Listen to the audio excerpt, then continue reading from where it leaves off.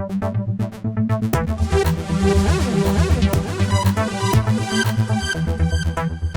know it's the afternoon, second day, and it's hard.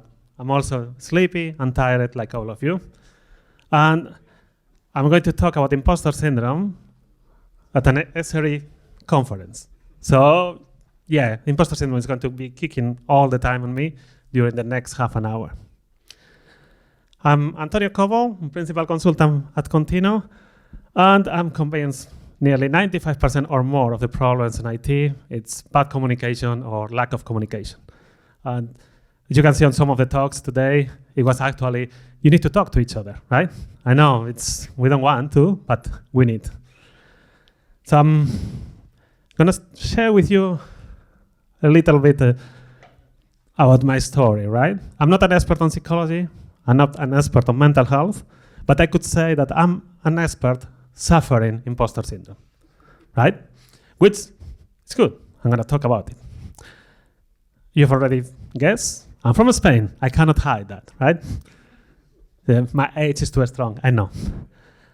I have also lived in France, so I might make weird constructions speaking English, mixing French, Spanish, and of course now I'm here in UK. The funny thing is, when I moved to France, I didn't speak French. And it was, one of my sisters was living there, and I said, you know, I got more or less the boss of my company on the Christmas dinner. Oh, you are looking for developers, yeah. My brother is a developer. Do you want to have an interview and things like that? And he said yes. I suspect the alcohol was involved, but no one told me. So my English was really worse than now, because the English in high school in the 90s in Spain, yeah, like that feeling. So I said, well, why not? I'll go to see you there. You live in Paris, 1 weekend in Paris seeing your sister. You failed an interview, but 1 weekend in Paris. That's a good plan, right? I got a friend of mine. He was an English teacher for a professional academy, and say, okay, I don't know what to say, but I want to say all of this during the interview. Tell me how should I say it. And I don't care about the rest. So I just memorize it. And on the interview, each time there was one question, I was just, yes, but I can also da da da da da da da da. And I said, I'm going to trick them. And they actually offered me the job. And the difference of salaries in Spain at that time, in 2000, and in France, it was really, really huge. So I was started thinking, wait a moment, I tricked them, but they are going to realize that I tricked them, especially the first day that I arrived there. And I don't speak French. So I don't know. Well, worst case scenario, I come back 2 or 3 months later to Spain, right? And it's 2 months in Paris, why not? It was really, really stressful, I can tell you. Especially, I don't know if you've moved to a different country or not. Lunchtime, when everybody's talking on a language that you don't speak, and you are just with the sandwich, you say, what I'm doing here? That's the feeling. Is that I shouldn't be here. The feeling that I'm really fraud. So why I'm here? I managed, I don't know how, to stay 9 years in that company. And they were even changing jobs, and I was even team lead in my time that I was technical, and with a lot of responsibilities. And every time that I was getting salary raise, a job promotion, it was a feeling they didn't realize yet that I'm tricking them. So I was always feeling, come on, all the others are really, really amazing. Look how they speak French. Well, they were French, or from the south of Belgium, or from Switzerland. So of course they speak French, right? And I was thinking, come on, why they are offering me that kind of things? I was all the time that feeling with anxiety. Then I'm just too lucky being here.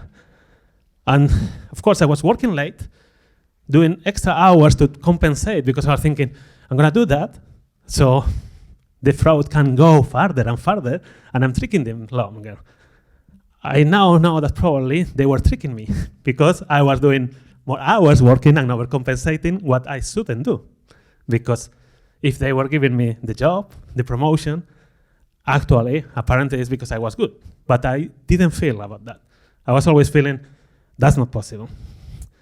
I moved to UK 2014. And after 9 years in France, moving to UK, it's brutal, I have to say. All the movies are American, right? Everything, even the friends that I had, they were speaking to me in American. So, American accent. I arrive here, I don't understand anybody. Do they speak English? Come on. And I actually tricked them for the interview. This time, it's true. One of the steps on the interview was, you're going to be on a phone call, on a meeting, and you just give them minutes, because we don't know if you're going to understand us. You go, they're catching. Those are not like in France. They know that I'm a fraud. What did I do? Any guess? No, but probably I should have done. I just bought a recorder, and I actually record the call straight away. And I didn't understand this. No, I think it's this. Okay. And I sent the minutes 1 hour after, but listening the call several times. And they offered me the job again. And I said, they are going to realize again. And the same feelings that I have when I was in France, anxious, working late, even depressed sometimes, feeling out of place at lunchtime again. I wasn't understanding anybody. It's not the same when they talk about work, when they start doing jokes. So, or when they go to a pub, they drink 1 or 2 beers. I don't drink, and I stop understanding them at all, because I don't know the context, and their accent is even worse, because instead of trying to do the normal accent, the people from the north, they speak on their accent. And okay, I don't understand. And I have Scottish, Irish colleagues and things like that, and I say, good. They're going to realize that I don't understand them. What am I doing here? So, and it was again, that feeling of being a fraud. In France, I didn't change company. I stayed the same company 9 years, but I dared to change company in UK. After 1 year here, I say, okay, let's try to do some interviews. Let's try to fail some interviews, right? And I remember one of the interviews, it was with a company, a small company, nearly all of them technical people. I was already in my last years there, more on management, team lead, more caring about the people and not about the technical thing. I arrived to the interview, and they told me, we've been trying to fill this role for more than 4 months, and we're not finding the right people. Cool and relaxed, because I know it's not going to be me. So it was probably the interview in my life that I was the most relaxed ever, because I was so convinced that I'm going to just make them waste 45 1-hour minutes of their lives, and it's okay. I will get better on the next one, right? Did the interview. The guy from recruitment called me. I said, well, I didn't talk to them yet. I just wanted to feel how it was for you, the interview. I believe him. Actually, it was a lie. Of course, he talked already to them. And he was trying to find whether I like it or not. I said, well, I think it went well, maybe. I don't know. You will talk to them and let you. He said, oh, we didn't talk about money till that moment. Of course, what do you do when someone asks you, what's the salary that you expect? So my calculations say, I'm going to ask this amount of money. That is a lot more than my current salary. So they will offer me this, and I will be so happy because my current salary is this, that I'm going to be, yay! So I did that. I said, well, they're going to say no, right? The reality, and now I know it, and the fact, the salary that I had at my current company was really, really low, because they knew that it was my first job moving here to UK. Usually, you need your first job really quick, because it's really hard. That first job here in UK is really hard. So they offered me really, really low. I asked for that, and also they asked me, are you doing or planning to do any other interviews? Of course, I have interviews with this, this, and this. Well, I submit only the CV, right? But they say, that company is going to like you. Yeah, well, I don't know. Okay, you're asking this, right? Yeah. Our offer is actually 3,000 more. And I was, the feeling of fraud there's What? It was a mix of feeling on the phone. I don't know if I have to bury myself because I'm really, really scared, or should I start dancing? So that's that feeling. Of course, I did what I was doing all my life. I'm gonna say yes. And after 1 month or two, they realize, they say, sorry, Antonio, it was nice, but I get 2 months of really, really good salary, right? So I arrived to that company. 35 people, 6, 7 giving talks at conferences. So you start comparing yourself with the others. They give talks at conferences. They're really, really good. Otherwise, they couldn't be there giving talks, right? All of them are technical. I'm more about management, team lead. They're struggling to find a client for me because it was a consultancy. So I'm not really, really sure why they hire me. And if you work at the consultancy, that's the bench. When you don't have a client, you're on the bench, right? So I was on the bench, trying to get myself a little bit more appealing for the clients when everybody else are experts on Cassandra, pipelines, DevOps. And then you are, yeah, that's kind of agile, team building and things like that. It's cool, right? Yeah, we don't know how to sell that. But let's do an internal conference day.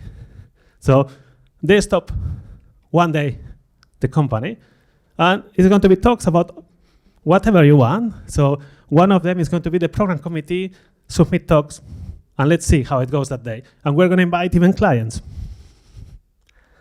I mean, I was on the bench. They was giving me a lot of money. So I feel forced to submit something, right? Because if I don't do it, then they will find out that I'm a fraud again. And I was all the time with that fear every night, arriving home. They are so amazing. I remember a conversation. You know, the new version of Cassandra was just there at 3 a.m. in the morning, and I already reported 3 bugs. That was that kind of a geek.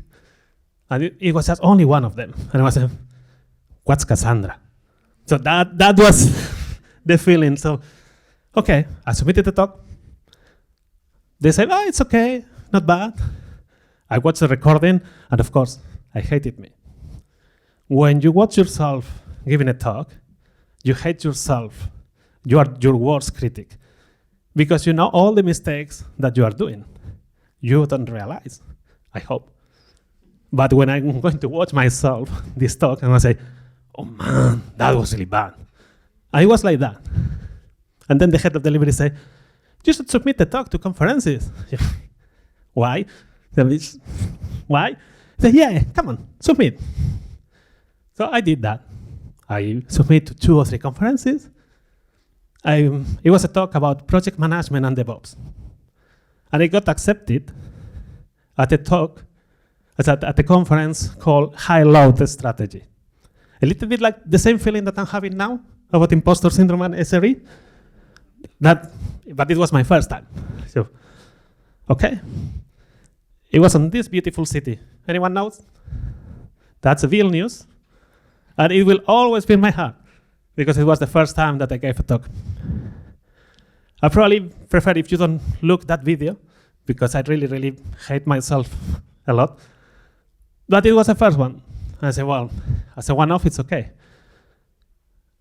I was thinking the people that are there is just because I'm the talk before the closing keynote. And the closing keynote is Greg Young. You know, he coined the CQRS term. He's really famous. In Lithuania, apparently, he is really famous because he actually lives there, or at that time. I said, well, the people that are there is only to get the good place, you know, because there are 4 tracks. That was my feeling. And I did a talk. And it started to get accepted on other conferences. And you know, when you are the last talk before the closing keynote, you can see all the other speakers. And you compare yourself with absolutely every other speaker. You say, oh man, that's amazing. There is no accent. Or what a rhythm, really, really amazing story. Oh, that person really, really knows and is an expert. And you start comparing yourself, like you can do with your teammates, right? And you say, I'm clearly the one lowering the level of the conference. Or I'm clearly the one on my team that I'm getting my team going down. All the others are better. I'm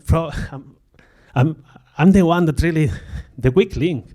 I'm the piece of Jenga that is going to fall down like before.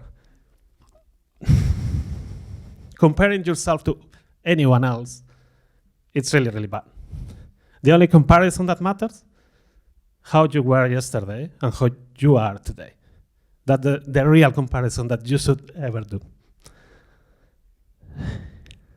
I gave that talk actually to a lot of conferences, a lot of development conferences, and I was the one talking about project management. So it didn't help reducing the feeling of being a fraud. And I didn't know about the impostor syndrome yet. So when I learned about that, it was a liberation. But we weren't yet there. In my company, they say, you know, you should probably try to prepare other talks and to learn more. So, okay, I'm going to try to learn. There was, at that time, I don't know if it's still there, a Pluralsight course with Scott Hanselman. I don't know if you know Scott Hanselman. He's from Microsoft. For me, it's one of the best 3 speakers that I've ever watched giving a talk. He is amazing. And I'm not comparing myself to him now. And one of my colleagues said, you know, I don't create full talks. When you submit to conferences, you just focus Agile, MVP, title, abstract, and you just submit to conferences. And if one of them say yes, then you create the talk. I say, well, that's a clever thing to do. Reduce waste, lean, you know, all that kind of stuff that I'm always saying to the teams. I'm gonna do that. And I submitted one idea. And of course, it got accepted. Got an email saying that it was actually the program committee really liked it on a web track. Okay, but it's about technical depth and I'm not showing any code, and I don't have the talk yet. Of course, they told me already that I was going to be on the second day before the closing keynote. So not a nice spot when you are really, really like that. I say, okay, breathing. And I'm asthmatic, so breathing is important sometimes. Say, okay, let's try to see the rest of the program, right? Let's try to see who are the other speakers. Who do you think it was one of the keynote speakers? Of course, because it couldn't be funny, right? And he was there. I did a course with him, Pluralsight, and I was amazed, and he was going to be there. Impostor Syndrome, it was over there, and I didn't know what Impostor Syndrome was. I learned about it at the Toddler conference, and that was the motivation for me to actually create this talk, because it let me realize of a lot of things. 2 days of conference, a new talk, and I was creating, modifying all the time, even during those 2 days, because I was seeing all the other speakers. And I was thinking, oh man, it's one of the box days, conferences, really full tech, it's full of people, a lot of things, really, really, they're talking blockchain, a lot of things. Just about technical debt without showing code. So I'm gonna put maybe one joke about Darth Vader and let's see how it goes. And apparently it went well. Well, I'm still here, so I assume that everything goes well. But I was really, really stressed. One of the speakers from France, at that time, I was feeling that I could talk about things in Spanish and French, because I had 9 years in France, so I ended up speaking French. But my English wasn't enough at that time to actually talk about personal things. And that speaker, it was the first time that I met that person, and I started saying facts to me and not feelings. You submitted your talk, exactly like I did. The program committee accepted, and it's not the first version of this conference, it's several years. And those of the program committee, actually they do a lot of conferences, and so it's going to be okay, because they have a lot of experience. They don't accept bad talks. Okay? I was still not sure, but then all of it wasn't about my feelings. They pointed me facts facts versus feelings. That's really important. But still, all the time feeling like a fraud in France, in UK, with the conference speaker. It's like my first line of acceptance criteria, I'm still alive after a talk. How many tomatoes I receive, right? So it's a little bit like that. But then at the conference, I watched a talk about impostor syndrome.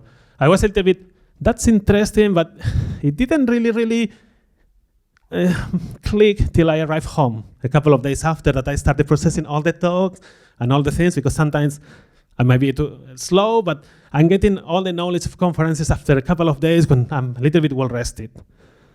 And I realized that that was happening to me. I have some questions.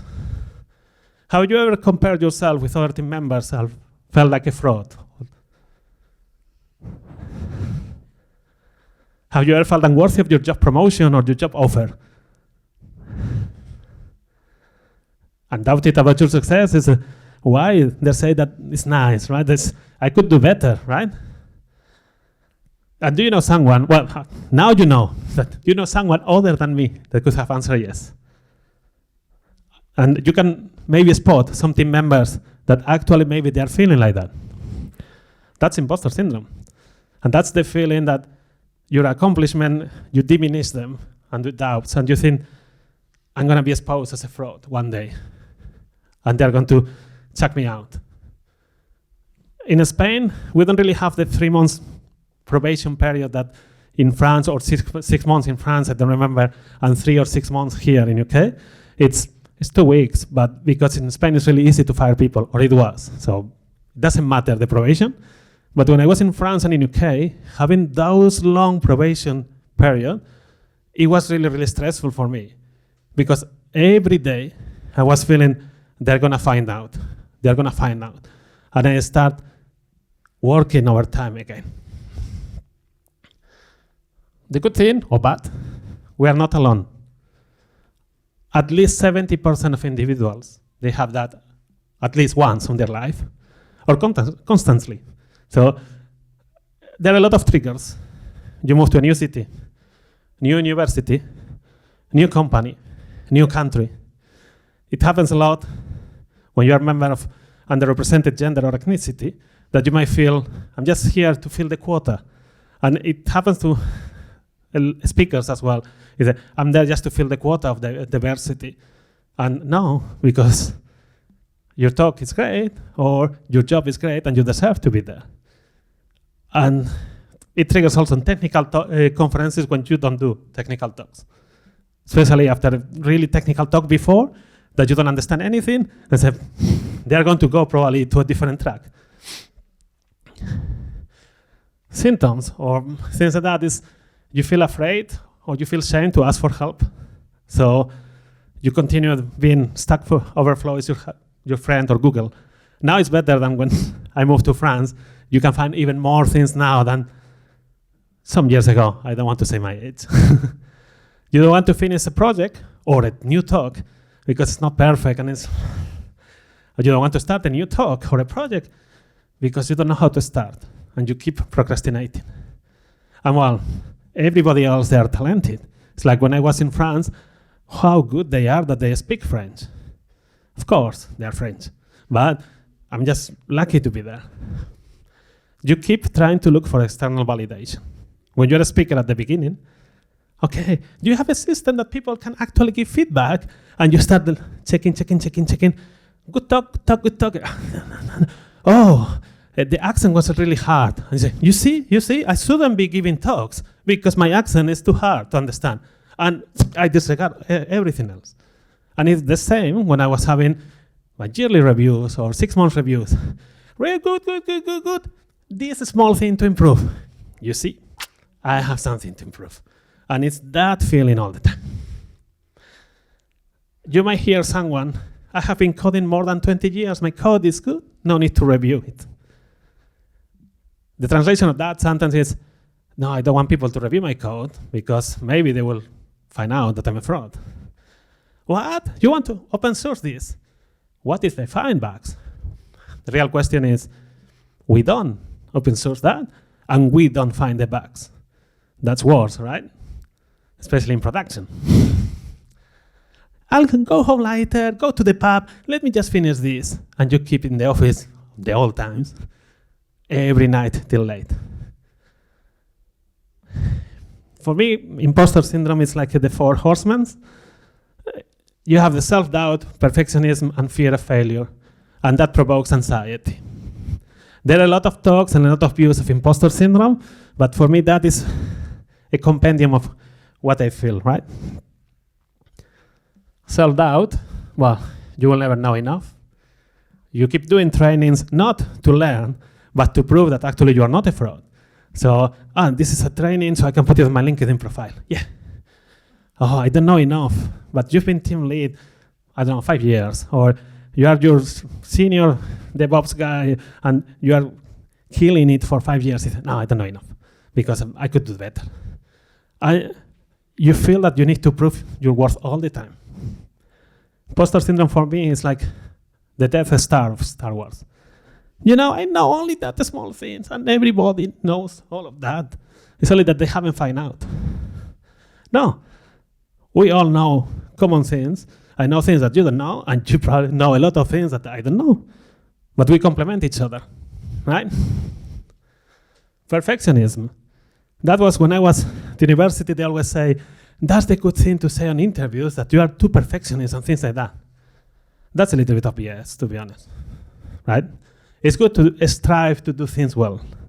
But when you feel that everything has to be 100% perfect, 100% of the time, you are missing a lot of things. You have high goals, and you don't see it.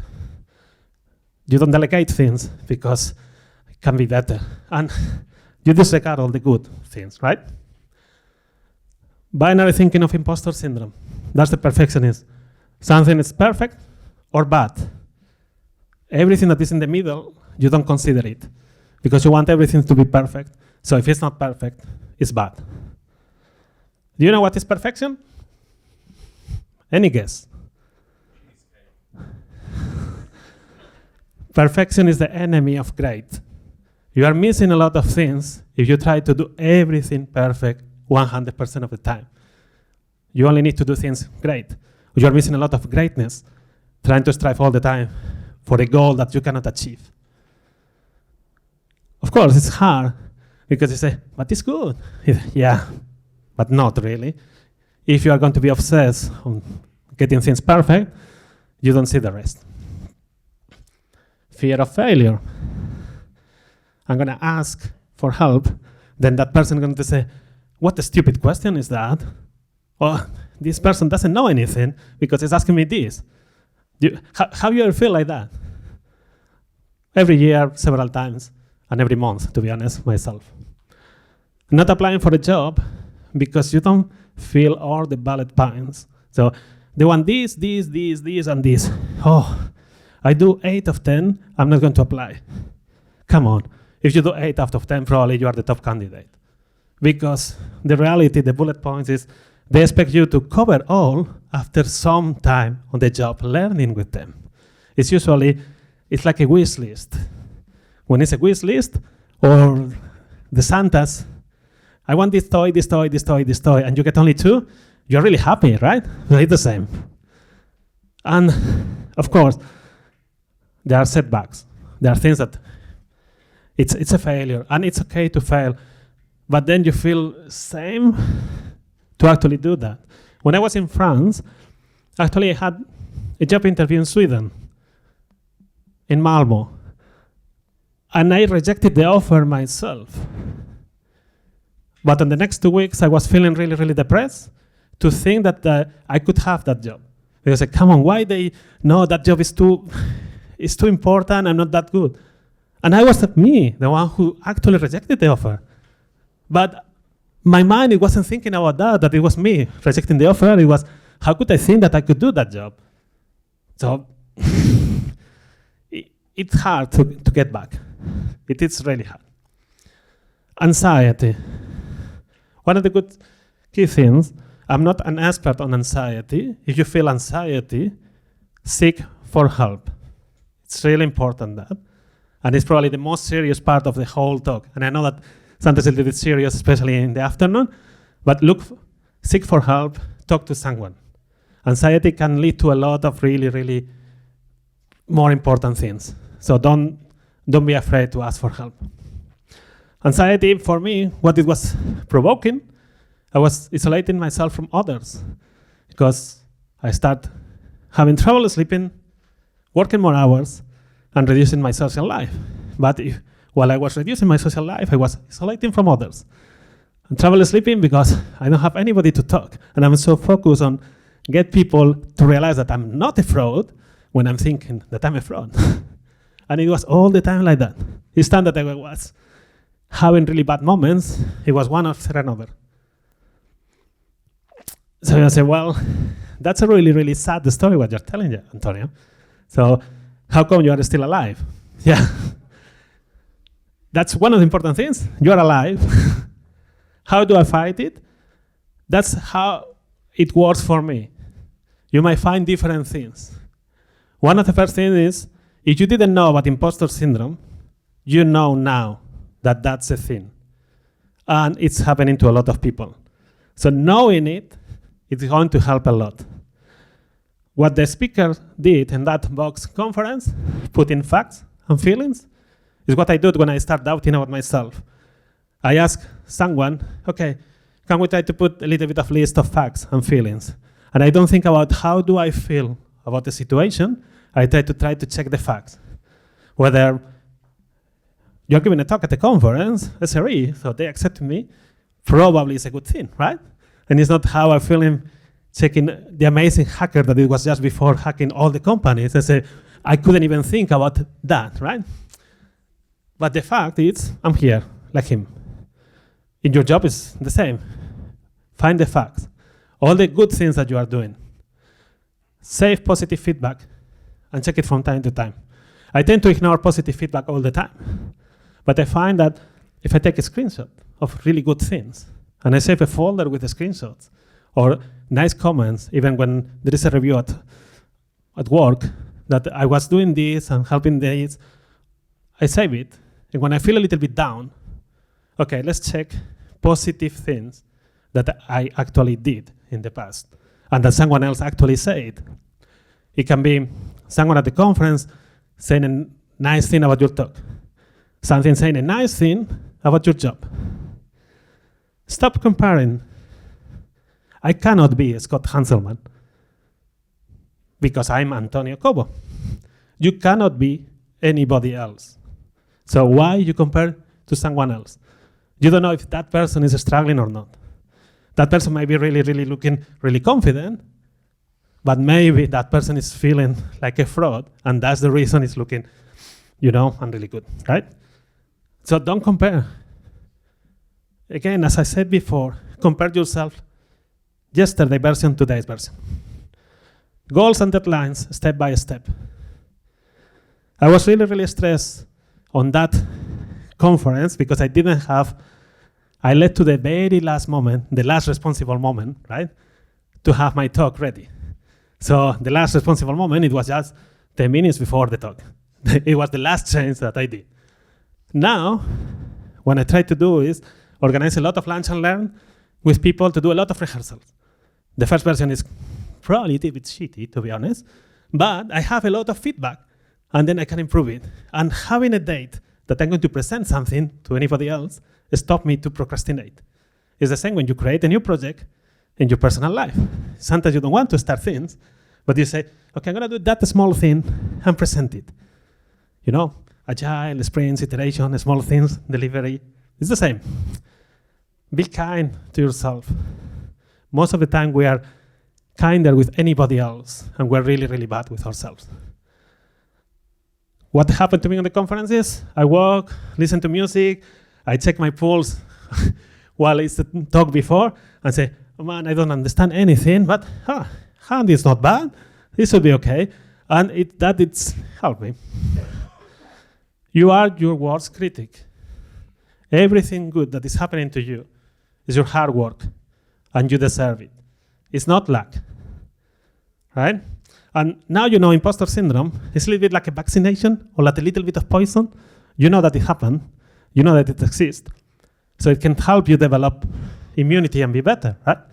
It's like, well, I know imposter syndrome, and I know that it's going to provoke all that kind of feelings, but knowing it, I can adapt myself. I know that I'm feeling that because it's imposter syndrome kicking, so I can adapt myself. And I really like Star Wars, so I usually like to finish with something from Star Wars. In my experience, there is no such thing as luck. So you are here, you are in your job, you are in everything that's happening, you have your education, your hard work, and you deserve it. Thank you.